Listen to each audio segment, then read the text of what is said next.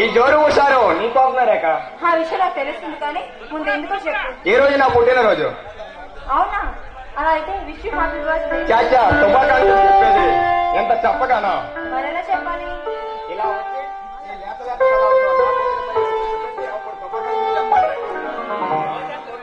చూడు, తమకి ఇప్పుడే పుట్టిన పిల్లాడికి చాలా కోరికలు ఉన్నాయే. చూడు రేఖ, అసలు నేను పుట్టిందే నీకోసం రేఖ. నీ శరీరంలోని ప్రతి అణువణువు తేనీలో ముంచిన యాపిల్ ముక్కల్లా నన్ను ఊరిస్తుంటే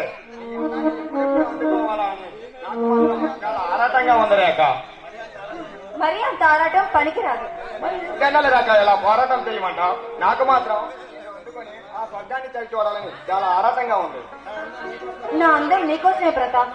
మన బంధం పవిత్రంగా మారిన వరకు తమరు దూరంగా ఉండవలసిందే. అంతవరకు నేను ఆగలేక వేగలేక మరి ఆవేదన ఎవరితో చెప్పుకోవాలి రేఖ? ఎవరితో చెప్పుకోవాలి? ఎవరితో ఎందుకు, నాతోనే చెప్పు, చక్కగా వింటాను.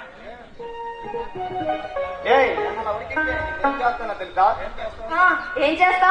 ఏం చేస్తానంటే ఇలా వచ్చి నేను మల్లె పువ్వులా నలిపేస్తాను, యాపిల్ పండులా కొరికేస్తాను. నమ్మిన మింగేయో కదా. ఏం చేస్తాను నువ్వే చూడరేక.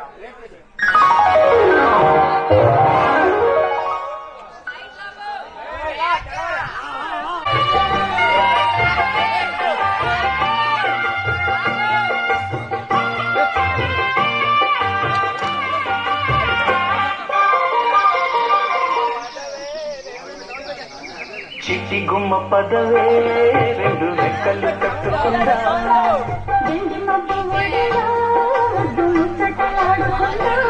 చిరుగాలై కొండ కొనల్లోన చేలి,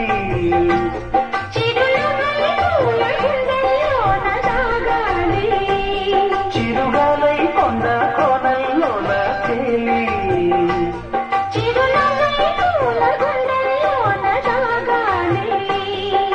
చిట్టి గుమ్మ పదవే రెండు రెక్కలు కట్టుకుందా, జంజి పద్దు